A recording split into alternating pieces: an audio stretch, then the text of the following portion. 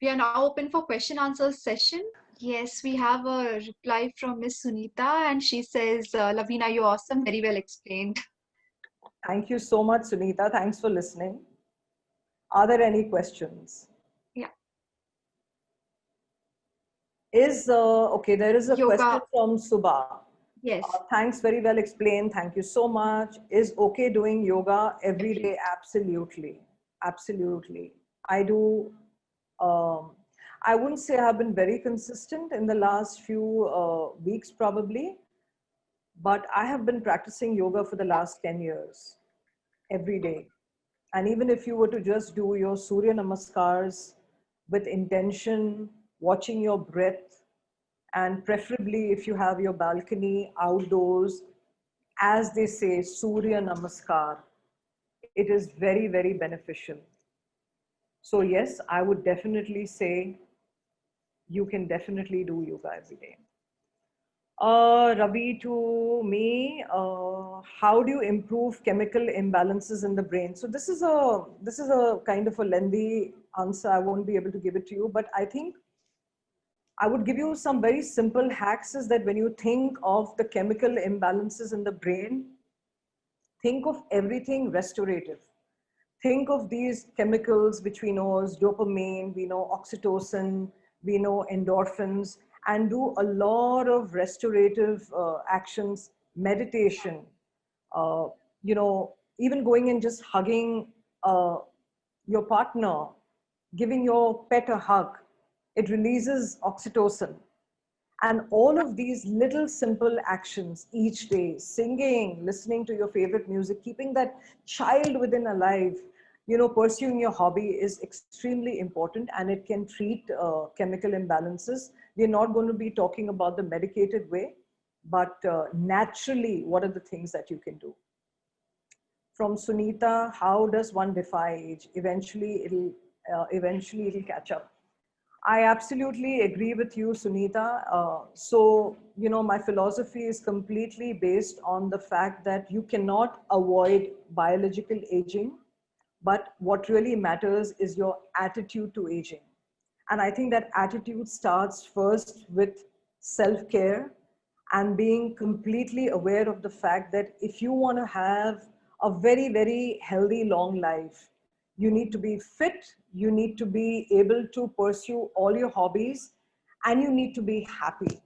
Because if you have that kind of power within you, you can defy age. And I've again seen that with my mom. She's 86 years young. She wants to do things each day, every day. So I think it's got to do a lot with keeping that inner child alive. Very nicely explained. Thank you. Can you suggest how to combat the side effects of menopause? I can have a detailed conversation on this because I'm a menopause coach. It would be nice if you can connect with me separately on WhatsApp. But all the things that I suggested over here, each and every one of them, taking care of your sleep, extremely important. Movement each day is very, very important. Eating the right kind of foods, because what happens in menopause is you have depletion of estrogen. And for women, you need to combat that with the right kind of food, with the right kind of exercises, because it can go for your bone health. It can compromise your heart health. So you need to take care of that. But the side effects are, I would actually say that not many people have a lot of side effects of menopause. Not many one. Not it really depends on taking the right action. And actually 10 years before you achieve menopause, that is a phase called perimenopause, and through your menopause. So it's again a combination of everything that I've shared here. I hope that answers your question, but you could connect with me separately and I would be happy to give you some advices. Subha, you mentioned that we should eat only when hungry. One school of thought is be regular timings. I agree with you, Subha, that you should have your regular meals, but you don't need to eat. When I mean that you need to eat when you're hungry, is that really when you sit down on the table to eat, ask yourself, are you really hungry? Be very mindful when you're eating, because when you're mindful, you probably will sit on that table and eat one chapati and know that you don't want to eat more, which is fine because you're mindful, you're watchful, you're actually talking and you're understanding how much you need to eat. There's one question you missed out in the beginning. It talks What? about Ayurveda says to drink warm water. You were advising to drink ice cold water. No. That is only when you experience a lot of stress. So in fact, there is a therapy which we used to do in Shivasom, which is called the night therapy, where you actually immerse feet in very hot water and very cold water.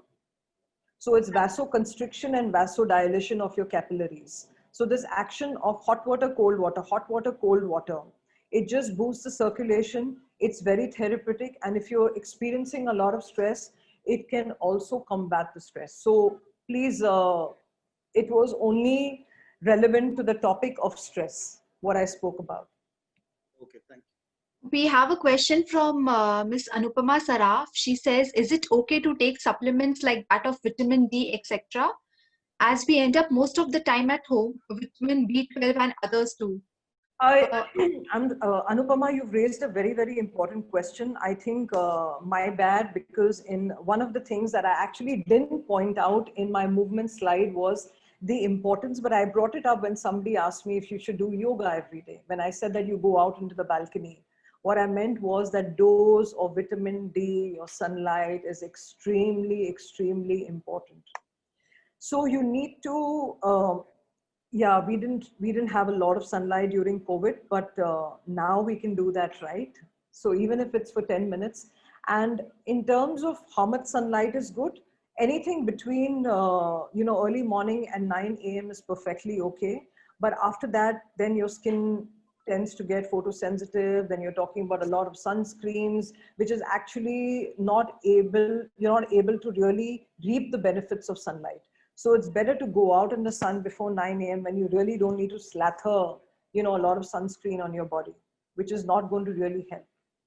Also, you talked about vitamin B12. I seriously recommend every 6 months, everybody, and especially in cities like urban cities like Bangalore, Mumbai, etc., you need to get your vitamin D and B12 checked regularly. And one of the symptoms of vitamin B12, which a lot of people don't know, and one of my clients who actually brought it to my attention too, is depression. Is this anxiety you feel in the pit of your stomach, this kind of fear, and you can't explain it. Sometimes you're not able to sleep very well in the night. It landed up being acute vitamin B12 deficiency. So if you are kind of feeling a little bit of anxious and not able to concentrate, not feeling very good, a lot of lethargy and a lot of, you're not feeling very energetic, please, vitamin B12 and take your vitamin D test immediately. Okay, Ariana, if you were to meet higher power, creator, God now, what would you tell him, her, thank you? I would say thank you. I would say gratitude, because I don't think there is anything more powerful than living in grace and in gratitude. And just being in acute acknowledgement of the fact that you have this one lifetime of making the best of it. So I would say thank you. Can food alter mood, Sunita?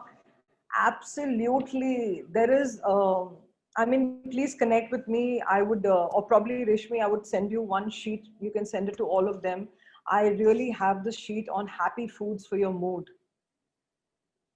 And, honestly, but even if you were to ask yourself on days in the afternoon, and most of us are at work, COVID, we are working, think of how you feel when you have a very heavy meal, which is probably a lot of rice, chapatis, excessive oil, spices. You don't even, it's not only that you feel lethargic, but you don't feel very energetic. You're a little low. As versus when you eat a freshly, chopped salad with a nice fresh lassi, a nice juice, you just feel more energetic. So foods definitely affect your moods. A big, big, big contributor to your moods. Okay, I saw this question, which is also, can food alter the mood? Eating junk food makes us happy. I'll give you an answer for that, because what happens is that we talked about cortisol, the stress hormone. If you have excessive stress hormone in your body and you get up in the morning, you are not very energetic. That is what I talked about on the right side of the continuum. You don't get out of bed feeling that you're really energetic. So what do? You call, you tell your help at home, chai de do, shakkar dal do, ya strong coffee de do, jalebi chahiye, samosa chahiye, happy foods. What happens is that you're doing that because your blood sugar levels are topsy-turvy. Yeah. So what initially just makes you happy, it's only over here, but it just throws your sugar levels out of sorts. And then you have this dip, because if your sugar levels really go up, what happens is that insulin gets into the body to regulate that. And then you start feeling very low. So that is the flip side of eating junk food. But having said that, I love my junk food. Have it on a Friday and Saturday, occasionally, in moderation, indulge yourself. How much time, good time, should be between pranayam and sleep? Is afternoon nap good? Afternoon nap is scientifically proven to be extremely good for everybody, and especially menopausal women, or even if you're perimenopausal, which starts somewhere in the age group of 35 plus. A 15 to 20 minutes power nap is extremely, extremely beneficial. I would say that for everybody. So in the time of COVID, let's make the most of it, and let's just enjoy our power naps. Anupama, also the benefits of meditation, prayer, chanting, listening to mantras. Extremely important. I even talked about just the Om mantra, which is so important. And what happens is that when you are either reciting, I'm a Nichiren Buddhist, I chant Namyoho Renge Kyo, and I do it every day. And when you chant, again, you are exercising your throat. There's automatically your vagus nerve that is being relaxed, but your mind is also concentrated on the mantra. It's extremely relaxing for you to even say it or for you to even hear it. Some people are hungry all the time. Some never feel hungry. It is again, Sunita, about eating the right food at the right time. If you skip your breakfast, you will see that you are ravenous at lunchtime and you want to eat everything. However, when you eat a very nicely balanced breakfast, protein, some amount of vegetables, and in moderation, you will not feel very hungry. And if you do feel very hungry, like I said, mid-meal snacks, that's what is important. Keep those handy, cucumber sticks, homemade hummus, some nuts, some puffed rice. Just keep that handy. So you're just reaching out for the right kind of food when you feel very hungry, but not foods like samosas and batata varas, because once in a way it's okay. Again, it just puts that blood sugar level. It just makes everything topsy-turvy in the body. What is the best time to awaken in the morning? I'm a member of SGI, so nice to chant. Thank you. Yes, always nice to meet a fellow Buddhist. At the break of light in the morning. It's really a mystical hour. And if some days you can catch that, it's very important. And also talking about sleep, the reason I would say that right now is because some of us who don't get 7 to 8 hours of sleep, we sometimes binge sleep. We think we can make up of that sleep over the weekend. It's very important for us to sleep on the right time every day, consistently. And sometimes going to bed at 10 o'clock is more than therapeutic. It actually gives you that fountain of youth in your body, which I will very briefly explain. Um, at age 30, we have a human growth hormone, which starts depleting at age 30. But the way you can have a burst of it in your body is 2 or 3 ways. And sleeping at the right time, preferably at 10 o'clock, because between 10 p.m. and 12 a.m., there is a burst of human growth hormone in your body. And if you sleep at 10 o'clock, you really also have enough time to get up in the morning at the break of that light and probably do a little bit of meditation.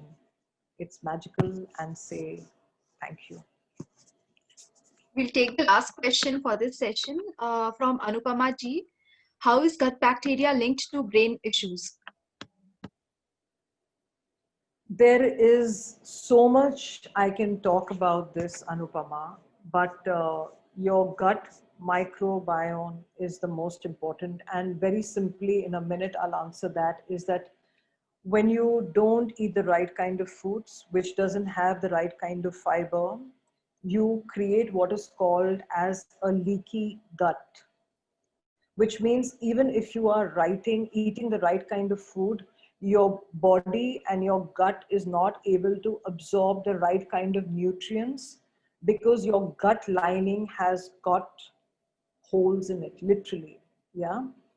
And when you don't have a healthy gut microbiome, you will start experiencing anxiety, brain fog, not able to concentrate, and a host of other things. So, in fact, more than the brain to gut connection of information flowing this way, it is a lot more information that flows from the gut to the brain. So I always tell all my clients that, even if you're experiencing headache, instead of popping that crocin or having a tablet, how about just having a nutritious salad and having a lot of water? It could probably be linked to dehydration. So there's a very, very intimate connection, and I would be very happy to answer this. We can take this offline. You can get in touch with me. Sure. Thank you so much, Lavina ji. I'll request Prem ji, our Director of Operations, IT and Media, to please give the vote of thanks, after which I will announce the forthcoming programs. I thought you were going to announce some award since it's a Friday. No, I was actually requesting Prem ji for vote of thanks. Thank you, Reshmi. Thank you, everyone. Thank you. Thank you, Lavina, for this interesting talk. You shared your personal journey in wellness, and example of your mother was very interesting and motivating for us to take up this lifestyle. You shared quite a lot of interesting tips and gave us a lot of inputs for us to imbibe all these into our daily life. So hopefully, I think we should take this on board and get into good health and wellness. Yes. So Rtambhara is really privileged to have you, one of the best in the industry, to come and talk here.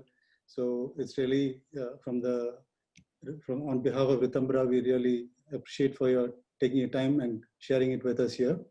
So thank you once again for your time and the valuable inputs you have shared with us today. Thank you. Thank you so much. It was an absolute pleasure, Rohan, Prem, Beena, Reshmi. And I think I would be really, really the most happy if you can really, all of you can put some of these tips into action. Because like you said, my mother is the reason I'm here today. And it's really a mission for me to spread this message. It's simple. It's just these little tips that we can do every day to nurture our health and show a little self-love. It all begins with that. So thank you, everyone. Thank you for this opportunity. Thank you so much, Lavina ji. Please join us for our 2 upcoming programs. On Sunday, 23rd August, we have a yoga program by Umesh Dhagat ji starting at 7 a.m. onwards. It's based on boosting your immunity. Also on 25th August, we have a very special program coming your way called Digital Detox, Wellness in a Digital World, brought to you by Shri Karan Vaidya ji, who is postgraduate from MIT and presently the Honorary Consul General of Latvia in Nepal. Please block your dates for all these events. Thank you once again for your participation and presence today from all of us at Team Rtambhara. We look forward for your presence on you. Sunday and Tuesday. With this, we conclude the session. Thank you. Thank you, everyone. Thank you. Pleasure.